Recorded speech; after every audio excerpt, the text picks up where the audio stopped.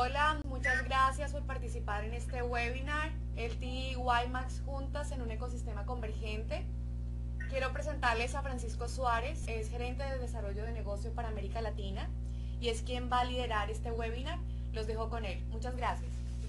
Mi nombre es Francisco Suárez, soy el gerente de desarrollo de negocios para América Latina y recientemente he estado trabajando mucho con lo que tiene que ver con tecnologías de cuarta generación, en particular WiMAX y LTE.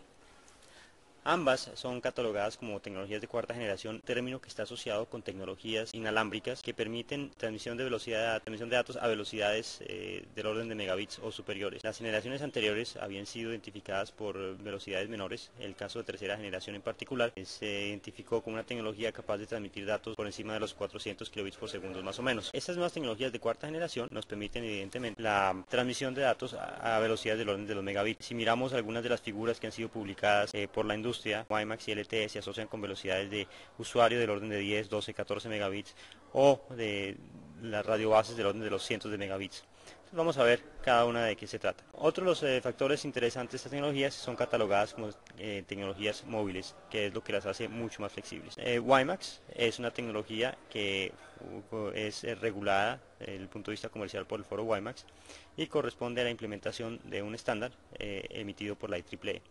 LTE, por su parte, es la evolución natural, si se quiere llamar así, de las tecnologías celulares, en particular GSM. Los estándares han sido escritos por el grupo 3GPP, que es el que regula esta línea de tecnologías. Dentro de WiMAX, que es catalogada como la tecnología de cuarta generación de hoy, hay dos tipos, WiMAX D y WiMAX E. La gran diferencia entre estas dos es la movilidad. WiMAX E permite la movilidad en tanto que WiMAX D no lo hace. WiMAX D surgió primero como una tecnología comercial, los estándares aparecieron primero y permitía las velocidades de transmisión altas para prestación de servicios de datos de banda ancha. Sin embargo, unos años después, alrededor del 2007, aparecieron los primeros sistemas WiMAX E que permiten la movilidad y además de esto tienen algunas ventajas adicionales.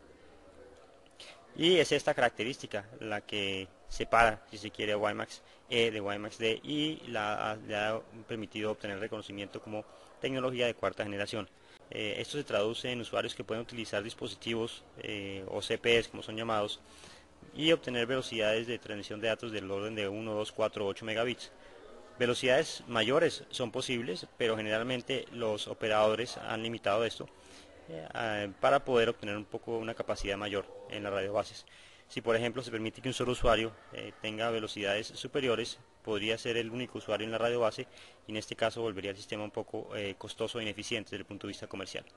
Pero finalmente es una tecnología que permite este tipo de velocidades de transmisión. Para aquellos que las hemos podido disfrutar, en general estamos muy satisfechos y comparándolas con ofertas similares, que en este caso serían de los sistemas de tercera generación, WiMAX definitivamente tiene ventajas tanto desde el punto de vista de la velocidad de transmisión de datos como la latencia. La latencia es un aspecto importante para servicios de tiempo real como la voz y el video. LTE por su parte es una tecnología que no ha sido lanzada comercialmente, pero sí ha generado muchas expectativas por lo que se promete. El diagrama que ilustramos es un poco complejo, presentan diferentes burbujas y cada una de ellas con uno o dos números. Estos números dentro de las burbujas indican la velocidad de transmisión de datos que se puede obtener en promedio por cada uno de los sectores en estas tecnologías. Verán que en algunas aparece un número en negro y uno en azul. Pues bien, el número en azul corresponde a las velocidades pico que se pueden obtener. Estas son velocidades que un usuario puede experimentar en momentos específicos de tiempo, pero en general no son sostenibles a lo largo de todo el tiempo. Son utilizadas comúnmente por razones de mercadeo para mostrar las ventajas de la tecnología, pero no son velocidades que puedan sostener permanentemente. No obstante, las velocidades que se muestran aquí son suficientemente altas para permitir el despliegue de servicios y aplicaciones que hoy en día son solo posibles con sistemas DSL o ADSL o sistemas de cable y no con sistemas inalámbricos. Otro aspecto importante de esta gráfica y que es importante resaltar es la dependencia de estas velocidades de transmisión con respecto al ancho del canal. LTE permite operar con anchos de canal desde 1.4 MHz hasta 20 MHz y evidentemente a mayor el canal, la velocidad de transmisión que se puede obtener es mayor. Entonces, hay otros aspectos que se reflejan en esta gráfica como la tecnología de antenas, pero sin lugar a dudas el aspecto fundamental es el ancho del canal. Ahora bien, ya habiendo visto las dos o algunas características de estas tecnologías, una pregunta importante es entender cuál va a ser la evolución de estas tecnologías.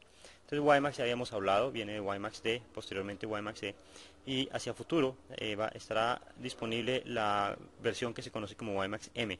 Hoy en día los estándares correspondientes a esta versión están siendo estudiados y sometidos a consulta por muchos de los participantes en la industria, y creemos que los estándares van a ser ratificados este año o el próximo, y lo que quiere decir que veríamos sistemas comerciales probablemente alrededor del año 2012.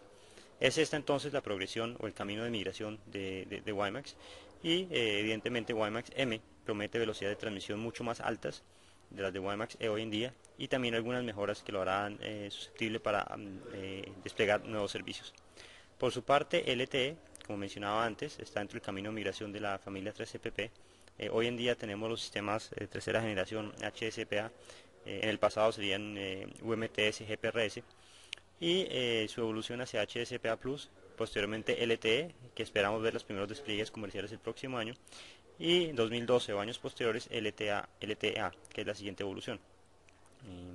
Comparativamente, y de acuerdo con lo que se está prometiendo en este momento, LTEA y WiMAX M van a tener desempeños muy similares. Faltaría ver cuando se ratifiquen los estándares a ver cuál va a ser la diferencia. Lo que es claro es que ambas tecnologías ofrecen un camino de migración que las hace mejor con el tiempo y permiten despliegue de nuevos servicios. El aspecto regulatorio, uno de los principales obstáculos para el despliegue de estas tecnologías hoy por hoy, en particular en países latinoamericanos, es el límite o la cantidad de espectro máxima de que puede disponer un operador. En particular, los operadores celulares en Colombia están limitados a 40 MHz, que están utilizando ya totalmente. En otros países como México, el límite está alrededor de los 60 MHz, ha sido ampliado recientemente a 80 MHz. Chile está considerando algo similar, Brasil ya lo amplió a 80 MHz. ¿Qué es lo que permite esto? Como les mostraba anteriormente, las velocidades de transmisiones altas se pueden obtener con un ancho de canal mayor. Entonces es lógico que los operadores quieran obtener un ancho de banda mayor. Primero, para poderlo utilizar, porque el espectro que tienen ya está ocupado, y segundo, para poder ofrecer servicios de transmisión más altos. Entonces este es un factor que es importante considerar. Otro, por supuesto, es el costo del espectro. En el pasado, las subastas que se presentaron en Europa a principios de este siglo hicieron que los operadores pagaran o ofrecieran sumas de dinero exorbitantes para tener acceso a este espectro. Por supuesto, ese es un costo que tarde o temprano termina pagando el usuario. Pues son montos que tienen que recuperar el operador. No sabemos qué va a ocurrir hacia el futuro con el espectro asociado con el LTE y con WiMAX. Es posible que en muchos de los países se adopten estrategias que se conocen comúnmente como beauty contest, que consisten en asignar el espectro a aquel participante que ofrezca mejores condiciones para la operación de la tecnología. Por ejemplo, en un país, el participante que ofrezca mayor cobertura en zonas desatendidas o de bajos ingresos obtendría un puntaje más alto y probablemente la licencia.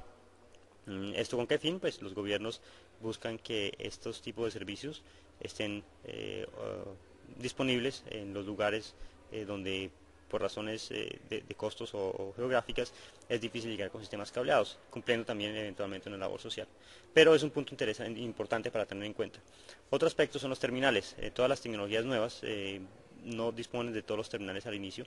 En el caso de WiMAX estamos viendo ya los CPEs, los dongles y algunos netbooks, y depende del caso de negocio que esté considerando el operador, puede ser importante. Algún operador nuevo que desee brindar voz, por ejemplo, si los terminales de voz no están disponibles, sería un aspecto importante que le impediría llevar a cabo sus planes. Entonces es algo que tiene que tenerse en cuenta, y evidentemente en el caso de LTE está un poco más atrasada con respecto a WiMAX. Y finalmente los servicios. El operador tiene que tener claro qué tipo de servicio va a prestar, si es datos, voz, los dos, la calidad de servicio que quiere ofrecer, y de pronto el segmento de mercado es diferente, las capacidades asociadas o el consumo asociado con usuarios masivos, con aplicaciones que se pueden estar ofreciendo a empresas o pequeñas industrias que requieren mayor ancho de banda. Entonces todos estos aspectos son fundamentales que el operador debe tener en cuenta, considerar cuando esté pensando en desplegar una de estas tecnologías o escoger en una y una frente a la otra. Lo que es claro es que ambas tienen un camino de evolución, y creemos que ambas van a tener dentro de de su mercado la posibilidad de seguir subsistiendo y operando.